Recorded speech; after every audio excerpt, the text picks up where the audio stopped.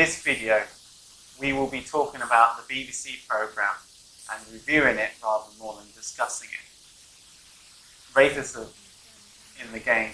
Immersive sports science, content not commentary, sports science, not bro science. And I don't think the BBC meant this to be so timely as they have with Black Lives Matter movements. I have to preface this video by saying that although I enjoy a good debate, I will not endure intolerance. This channel is meant to be for those who want to debate things, and I will not be just debating racism.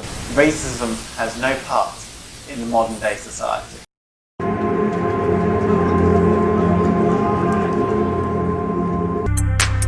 The show reflects back on the 2018 to 2019 and the 2019 to 2020 seasons, looking back at how the racism affected it. If abuse continued, the game would be stopped.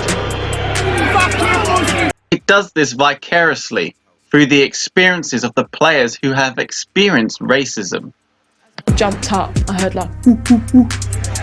Racism is something that permeates every single level of English football. Little black cunt, why is a black lad playing in goal?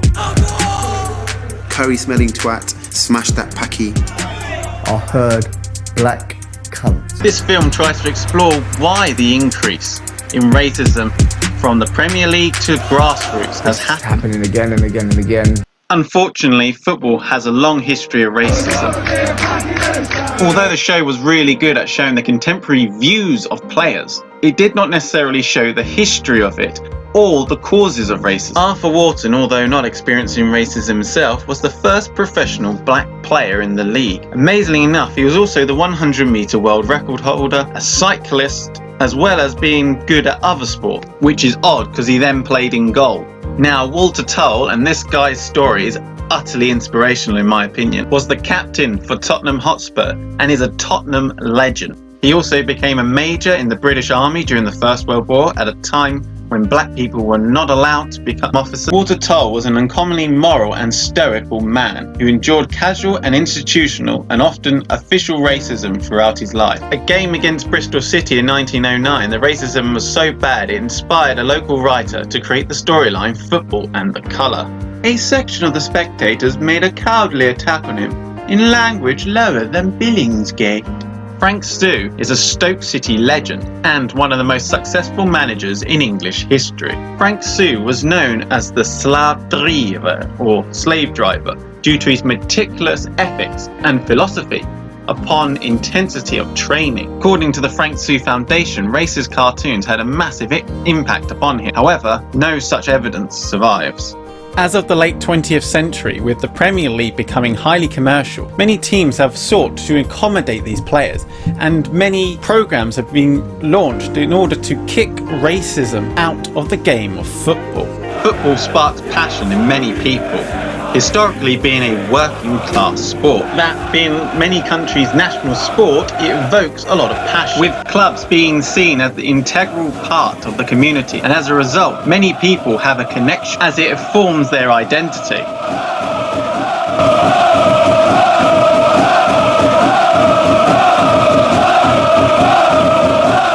Football and play football are not separate from society, they're a part of society. However, football has always provided the outlet. It provides a platform for vast outpourings of emotion, a platform for exhibitionism, for showing emotions in a public space. So the marketing team are selling passion.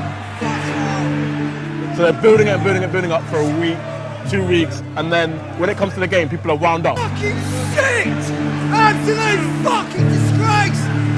Fucking twats! The show did well in indicating how racism is exacerbated online. All opinions are equal, however some are more valid than others. The problem is with social media, it makes everyone's opinion seem valid due to filter bubbles. This allows for abhorrent views that normally wouldn't be tolerated to have similar weighting, unfortunately. To deal with racist abuse, hate crime and any sort of homophobic chanting. What was interesting about this show is that it detailed the policing aspects needed to catch these criminals whilst they're at the football ground.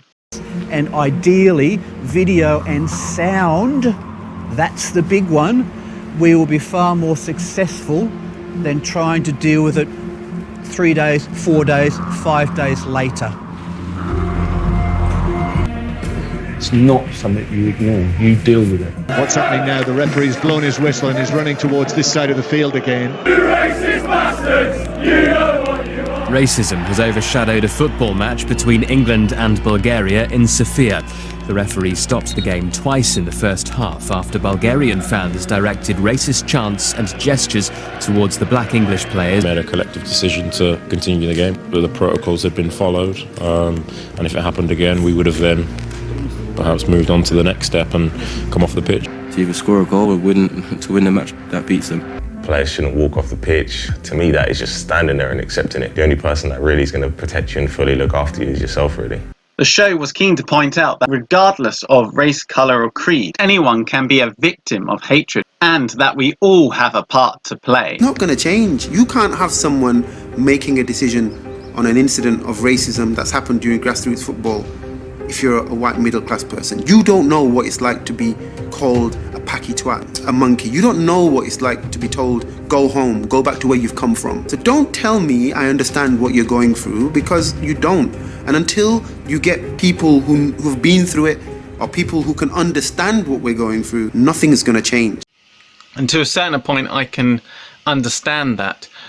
Racism can happen to anyone, but generally if you are a white person like myself, and I know many of you will be sitting here thinking, does that give me a right to tell the story, so to speak? I don't think it can stop you from doing activism, but the last question, I don't think that I could personally answer that. From an organisational standpoint, that is something that I cannot personally answer either. I think from an anecdotal perspective and from my own opinion, I think white people find it hard and difficult to talk about the subject of racism, mainly because they don't feel it's their place, or it's not for them to discuss it, because we don't generally get racism towards us. And I feel like probably some don't feel like they're informed enough to be able to make content or discuss it in any way, shape or form that is meaningful or adds to an argument or a debate.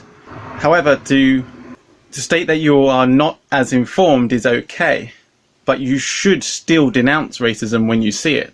But football is not the only sport that has a racism issues. The current situation with the owner of CrossFit, Greg Glassman's views on the matter, has caused many like Katarina David's daughter to leave the sport of CrossFit.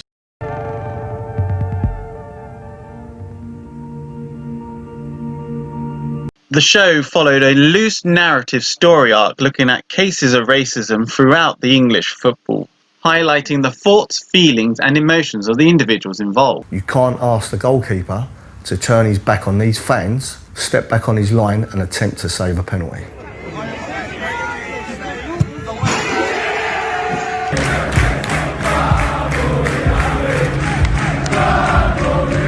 One, two, three, four, Ivan Tony! Ivan Tony! Yes, the Cobblers! Yes, the Cambridge! Scott fucking massive!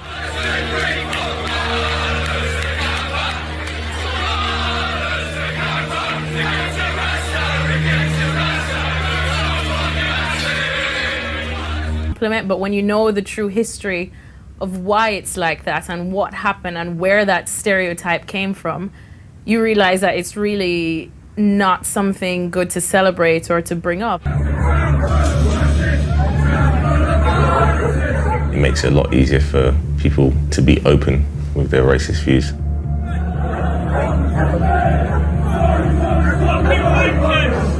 Jimmers was a Jew! Irish reply! The thing between his eyes was twice a normal size!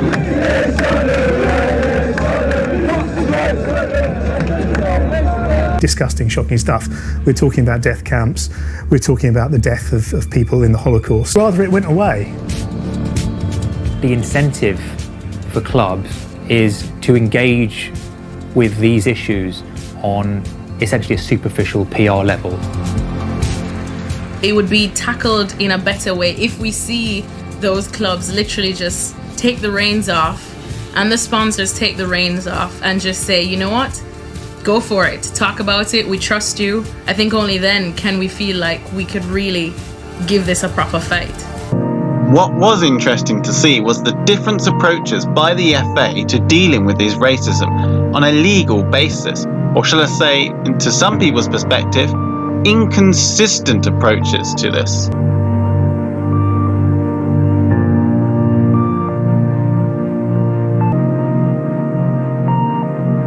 Racism, Shaming the Game of Football utilised an exploratory documentary talking head approach, looking at the impacts of racism not only on the game of football but also on the players who have to endure it.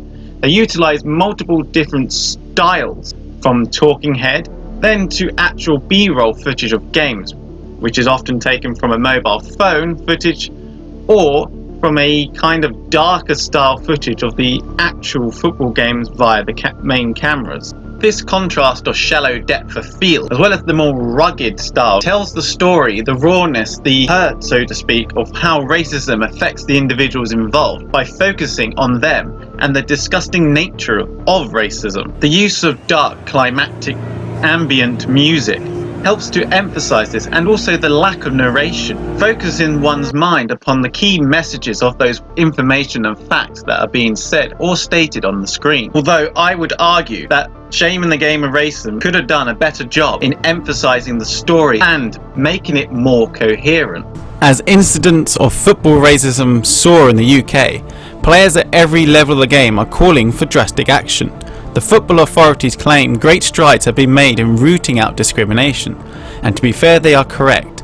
But the statistics are damning. Last season saw a 66% rise in hate crimes at professional football matches in England and Wales. With emotional interviews and shocking undercover footage of abuse, this film shows the scale of racism that still needs to be tackled. We hear from players at all levels of English football who have been at the heart of some of the most recently high-profile incidents. This film shows the devastating impact that the abuse can have on the players and their families, and asks what can be done to stop this. Details this through the use of the interviews, but also through the use of film mechanics and film stylizing. All in all, I give this a score of 79.83.